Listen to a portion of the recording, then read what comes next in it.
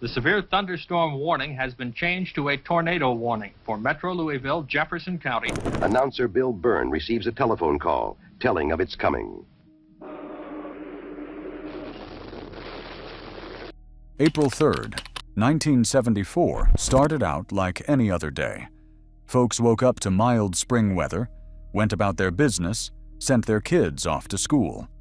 But somewhere up in the atmosphere, something devilish was brewing. Tornado. The only warning, a last-second shout, and in 30 seconds, 31 people will die. A deep low-pressure system had been churning over the Colorado-Kansas border, pulling warm, humid air up from the Gulf of Mexico like a massive pump. At the same time, cold air wrapped around from behind, sliding over that warm moisture and creating a powder keg in the sky. And it is swirling around, and it looks like smoke underneath it. It's still turning in a lot. The jet stream was screaming at 140 knots. Every ingredient needed for catastrophe was coming together, and by mid-morning, forecasters knew they were staring down the barrel of something bad. They just didn't know how bad. The first tornado touched down in Indiana that morning around 9:30. A brief thing, like a warning shot. Then, just after 3 in the afternoon, all hell broke loose. One tornado struck Bradley County, Tennessee. 10 minutes later, another hit Gilmer County, Georgia. Then another in Illinois, 450 miles away. Then Indiana again. A huge funnel rips across the Ohio River, passes just west of Cincinnati, roars on through Hamilton County. The sky was birthing monsters faster than anyone could count them. At one point, 15 separate tornadoes were tearing across the landscape at the same time, and forecasters in Indiana were so overwhelmed they did something that had never been done before and hasn't been done since. At WCKY, the local emergency broadcast station. The National Weather Service says it has sighted a tornado near the Greater Cincinnati Airport. They issued a tornado warning for the entire state. The storm system was moving fast, some of those twisters traveling at 60 miles per hour, and there wasn't time to pinpoint where they'd strike next. People barely had minutes to react. In some places, they had no warning at all. Around 3:20 that afternoon, the first F5 tornado, the most powerful rating on the Fujita scale, dropped near DePaul, Indiana.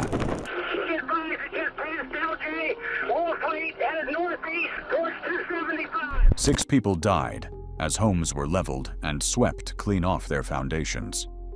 It carved a 65-mile path of destruction. Then came Monticello, Indiana, where another monster tornado killed 19 people and traveled 121 miles, the longest single track of the entire outbreak. All across the Midwest, tornadoes were dropping like bombs. Parker, Kennard, Madison, each one leaving its own trail of broken lives and shattered communities. It was just a big roar, and I don't know. It was just terrible. Surely this was the end of it. Surely nature had spent its fury, but the outbreak was just getting started. By late afternoon, the violence reached a crescendo that still defies comprehension. At 4:30 in the afternoon, 3 separate tornadoes merged into a single massive funnel over southwest Ohio, creating a monster more than half a mile wide. The tornado hits Arrowhead Flat, a subdivision just south of Xenia, then goes ripping and roaring toward the heart of the city. It touched down near Bellbrook and headed straight for Xenia. The Shawnee who once lived there had called it the land of the devil winds, and on that Wednesday afternoon, their ancient warning proved prophetic. When the tornado hit Xenia at 4:40, it moved through the city like a circular saw. 9-year-old Catherine Kidd looked out the window of her brick ranch home in the Arrowhead subdivision and saw big black rolling clouds coming toward her. She'd seen clouds like that in her little golden book about weather. She asked her mother if those were tornadoes. Her mother told her to get in the bathtub. Catherine, her 6-year-old sister, and their mother piled into the tub. Her mother thought it strange to be in the bathtub with her shoes on. Sounded like a big train whistle, and we were right underneath the front of it. I've never seen anything like it, and I don't want to again. Pat Dunstan was teaching at Xenia Christian when strong gusts scared her students that afternoon. She told them not to worry, that the building was strong and they could trust in that. Don Dunstan was working at his shoe store downtown. By the time the tornado passed, half the city was gone. The Arrowhead subdivision where the Kidd family sheltered was obliterated. Xenia, miles of sheer destruction. Xenia High School, where 2,000 students had been just 2 hours before, was reduced to an unrecognizable pile of junk, yellow buses flung into the rubble. Students who'd been practicing for a play in the auditorium took cover in the hallway, seconds before a bus crashed onto the stage where they'd been standing. David and Sandra Graham, along with their 4 children, rushed to the basement corner of their rented home on Trumbull Street as the tornado approached. When it was over, half the family was gone. 4-year-old Sherry, 6-year-old Billy, and 8-year-old David didn't survive. The force was so intense it sheared the top off a 2-story house next door and dropped it on the Graham's home. This is what tornado winds can do. In less than 24 hours, they counted 147 tornadoes. At the A&W Root Beer stand on Dayton Avenue, 5 people were killed when the building was flattened. The Kroller Furniture Plant, the city's biggest employer, was obliterated. Tractor trailers landed on the roof of the bowling alley across the street. A school bus driver named Joyce Pemberton saw the twister and tried to get home, but couldn't make it. She stopped at Kroler's, ran inside, and sheltered in the bathroom while the building came apart around her. General Manager Chester Minton helped 2 women into a restroom as other employees took cover around bales of cotton. Pat Dunstan and her daughter Sandy, along with their poodle Tasha, somehow made it through. Don fought his way through the destruction in his car, its windows blown out, navigating streets choked with debris. When he finally found Pat and Sandy near the police station, Pat didn't even recognize him at first. He was driving a white truck that belonged to friends, helping wrangle their dog. The tornado killed 32 people in Xenia and injured more than 1,300. Another 2 Ohio National Guardsmen would die weeks later fighting a fire at their temporary barracks. The city counted them among the dead. President Richard Nixon, mired in Watergate, visited 5 days later and said Xenia was the worst destruction he'd ever seen. About 45 minutes after Xenia was hit, another F5 tornado struck Brandenburg, Kentucky, a small town on the banks of the Ohio River. Shelley Trent, not quite 11 years old, got off the school bus at 3:35 that afternoon and felt a sense of dread she couldn't explain. The day was sunny but breezy, and something felt wrong. She went inside the mobile home where she lived with her family and told her mother they needed to leave, that they needed to go to her cousin's house because they had a basement. As her mother drove them toward Ekron, Shelley looked out and saw 2 tornadoes merge into one massive funnel heading straight for Brandenburg. Tom Bridge was delivering newspapers in his pickup truck when he saw the storm coming. He pulled behind a building on Main Street, hunkered down under the dashboard, and prayed. The wind tossed his truck around. When he looked up through the windshield, he saw a large sliding garage door from the county maintenance building flying toward him, horizontal in the air. He put his head back down. Each second felt like an eternity. When it was over, he stumbled through concrete blocks scattered everywhere and heard a woman screaming under the rubble of a destroyed building. He and another man tunneled through debris to reach her. The Brandenburg tornado was 2,400 feet wide, nearly half a mile of pure destruction. Swept through at more than 250 miles per hour, the only F5 tornado ever officially confirmed in Kentucky. It destroyed 128 homes and 30 businesses, including the Meade County Courthouse and City Hall. 31 people died, 28 of them from Brandenburg itself. Mayor David Pace, 17 years old at the time, kicked in a door to City Hall to take shelter, and worried he'd get in trouble for the damage. Gus Allen, just a boy, lost his sister, his 2-year-old cousin, and his little brother. His grandmother ended up underneath a car. When Allen was found, his leg was shattered. Doctors at Ireland Army Hospital saved it. A school bus was picked up and tossed into a private garage like a child's toy. As the sun went down on April 3rd, most people in the South figured the worst had passed. They were wrong. After 11 p.m., new storms fired up in the darkness, and these produced some of the most powerful tornadoes of the entire outbreak. An F4 tracked for more than 110 miles through Alabama. 2 F5s slammed into Tanner, Alabama, in the same area. And then there was Gwyn. The Gwyn tornado touched down just north of Columbus at 8:50 in the evening and quickly crossed into Alabama, hitting the small town at 9:02 p.m. with the darkness as its accomplice. Beth Tucker, a special education teacher at Gwyn High School, was in bed when the power went out. Then she heard the sound. People say tornadoes sound like freight trains, but Tucker shook her head at that comparison. It sounded like thousands of freight trains, she said. She could feel the power of it in her chest, like her chest was going to explode. The F5 tornado, one of the strongest to ever strike Alabama, obliterated whole sections of Gwyn with winds reaching 250 miles per hour. Downtown Gwyn was hit hard. Jimmy Herron, 49 years old, was closing up his service station when the tornado struck.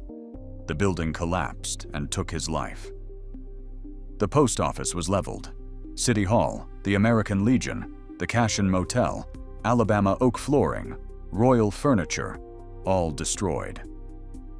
The Baptist Church, the Church of Christ, the Methodist Church, all demolished. In the residential section of northwestern Gwyn, the tornado scoured grass from the ground and shredded scores of homes. Some were annihilated down to their foundations with F5 damage. Rex Norwood was in his car when the tornado picked it up and threw it. His friend Randy Tice found him afterward and raced to get Tommy Norwood, who'd been home sick with the flu. Tommy rushed to Rex's side and helped extract him from the wreckage. Rex went through 4 operations in 18 days, twice to his head, once for lung repair, once for hemorrhaging in his esophagus. Damage to the left side of his brain affected his speech, leaving him with aphasia. He had to learn how to talk all over again. Mike Ritchie, 14 years old, remembered it had been windy all day long. When darkness fell, the tornado carved through Gwyn like a knife. 23 people in the town died that night. Robert Mullins, a volunteer firefighter celebrating his birthday, spent the night and next morning sifting through damage and battling a large fire the tornado had sparked. His sister, a nurse at a nearby hospital, said they put 96 people through on doors, plywood, anything they could find to carry them. The funerals were held at the Baptist Church because it was the only church still standing. Church services were held in the street. The tornado that hit Gwyn traveled more than 100 miles before finally dissipating, one of the longest-tracked tornadoes of the outbreak. But it wasn't done. Even as Gwyn reeled, another F3 tornado crossed into Windsor, Ontario, Canada, killing 9 people at the Windsor Curling Club. More tornadoes struck Tennessee, Georgia, North Carolina. The outbreak didn't stop until 7 o'clock the next morning, April 4th, when the final tornado lifted in Caldwell County, North Carolina. 18 hours of nearly continuous tornado activity. 148 confirmed tornadoes across 13 states and 1 Canadian province. Why did it happen? The meteorological setup was textbook perfect for disaster, though nobody had seen anything quite like it before. On April 2nd, a deep area of low pressure formed over the Colorado-Kansas border. 983 millibars, an impressively strong system.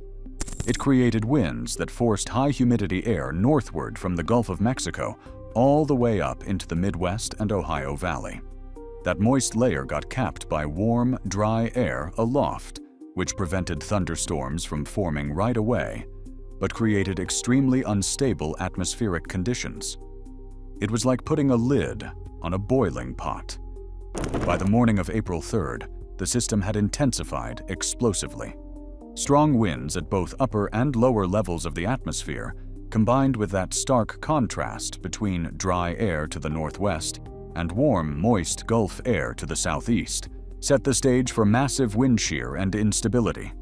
When the cold air aloft finally wrapped around and overtopped that warm, moist air, it was like taking the lid off the pot. The air spread out in a fan-shaped pattern aloft, causing the mid and upper levels of the atmosphere to lift at a faster rate than normal, venting the air ahead of the advancing cold front like a chimney. Thunderstorms erupted, and they were massive, supercells that moved at extraordinary speeds, some at 60 miles per hour. The jet streams screamed overhead. Every ingredient for violent, long-track tornadoes was present and amplified. The outbreak occurred at the end of a very strong La Niña event, though scientists have never established a definitive link between La Niña and tornado activity. What they did establish is that the 1974 super outbreak was unprecedented in its violence and scale. When it was over, the silence must have been deafening. 335 people were dead. More than 6,000 were injured. In Zenia alone, 1,400 buildings, roughly half the town, were heavily damaged or destroyed. Nearly 85% of the city's homes suffered damage, and more than a third were condemned. Ron Ward's family home on Tomahawk Trail was among them. His father, Dutail, erected a sign in their front yard that became a symbol of Zenia's spirit. With the help of the Lord, good friends, and hard work, we shall return. The Wards, 814 Tomahawk. Dutail Ward had survived polio and a head-on collision with a drunk driver that left him learning to walk again. The tornado was just another trial to overcome. In Gwyn, 221 homes were completely destroyed and another 358 damaged. 55 businesses were flattened. About 2,000 residents were left homeless in a town that only had 2,000 people to begin with. In Brandenburg, the downtown was obliterated. Across all 13 states, the tornadoes damaged approximately 900 square miles along a combined path length of 2,600 miles. The damage totaled roughly $600 million in 1974 dollars, over $3.8 billion today. 7 F5 tornadoes touched down, more than any outbreak before or since. 30 violent tornadoes overall were confirmed. It was the most violent tornado outbreak ever recorded, a record that still stands. The canceled checks from Zenia banks were found as far away as Chagrin Falls and Richfield, 100 miles to the north. Mail and documents from the city blew all the way to Cleveland. Veterans of World War II and Vietnam said the destruction looked like a bombing campaign. At Xenia High School, the clock froze at 4:39 p.m. the moment the tornado hit, and that clock sits today at the Greene County Historical Society as a permanent memorial to time stopped. What came after the tornadoes, though, was something different. People who'd lost everything helped their neighbors who'd also lost everything. In Brandenburg, residents huddled together with candles in houses that were barely standing, offering what little shelter they had. 75 soldiers from Fort Knox's 514th Maintenance Company rushed to Brandenburg to help with search and rescue. The National Guard deployed across multiple states. In Gwyn, volunteers from all over America poured in to help rebuild. Zenia became a symbol of resilience, adopting the slogan, "Zenia lives," that endures to this day. The outbreak also changed how America deals with severe weather. Before April 3rd, 1974, not all National Weather Service offices had radar, and the ones that did relied on operators tracing storms onto thin paper maps. Tornado warnings were issued based on hook echoes and storm spotter reports, and in many areas that day, warnings came with only minutes to spare, or didn't come at all. The Brandenburg tornado gave people maybe 15 minutes of warning, and in some places the sirens went off too late to matter. Eddie Brunner, who lost his parents to the Brandenburg tornado, later said they had no warning, no Doppler radar, nothing. The siren might have gone off at the firehouse, but by the time it did, it was too late. After the outbreak, NOAA immediately expanded the weather radio network across the country and initiated a modernization program that revolutionized the National Weather Service. The development of Doppler radar, better mesoscale observational data, faster computers, all of it came in response to the lessons learned on April 3, 1974. Dr. Tetsuya Fujita spent 10 months studying the outbreak, conducting aerial surveys and ground surveys, compiling photographs and videos to construct a complete picture of what happened. His work refined theories about how severe weather develops and improved the ability to forecast and warn for tornadoes. In 2007, the enhanced Fujita scale replaced the original scale, but the tornadoes from 1974 retained their ratings as a historical record. The outbreak spurred innovations in public education, awareness, and emergency training in schools. President Nixon signed the Disaster Relief Act of 1974 just 7 days after the outbreak, a direct response to the scale of the devastation. 50 years later, survivors still can't watch news coverage of tornadoes without feeling it come back. Pat Dunstan said there's only so much she can take. Catherine Kidd Wilson, who was 9 when she climbed into the bathtub with her mother and sister. I'm Catherine Wilson. I am with the Greene County Historical Society for a job, but I'm also a tornado survivor. Became the executive director of the Greene County Historical Society to preserve the stories. Beth Tucker, the teacher in Gwynn, said it's so stamped in her mind that when she tells the story, she goes back there. Gus Allen in Brandenburg said he stays prepared every single day, checking the weather religiously, because the scars never fully heal. And every time the sky turns dark in Brandenburg, people pay attention. They remember. The super outbreak holds a unique place in American history. It is the second largest outbreak by number of tornadoes, but the largest by total path length and the most violent ever recorded. It claimed more lives in a single day than any outbreak before it except for the Tri-State tornado of 1925.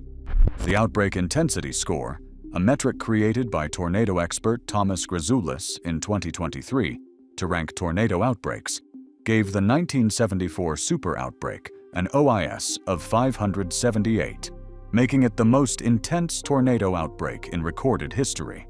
Even the massive 2011 super outbreak, which produced more tornadoes overall, couldn't match the concentrated violence of April 1974. Xenia, Brandenburg, Gwynn, Monticello, and DePauw are not just places on a map anymore. They're monuments to human endurance and the terrible power of nature when conditions align just right.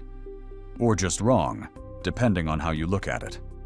On April 3rd, 1974, the sky fell on America. And what America did in response, the way people came together, the way they rebuilt, the way they learned and adapted and made sure future generations would have better warning. That's the other half of the story. The one that matters just as much as the destruction itself. The tornado sirens still sound in those towns on the first Wednesday of every month. A routine test. But for the people who lived through it, those sirens will never be routine again. They'll always be a reminder of the day the sky turned black.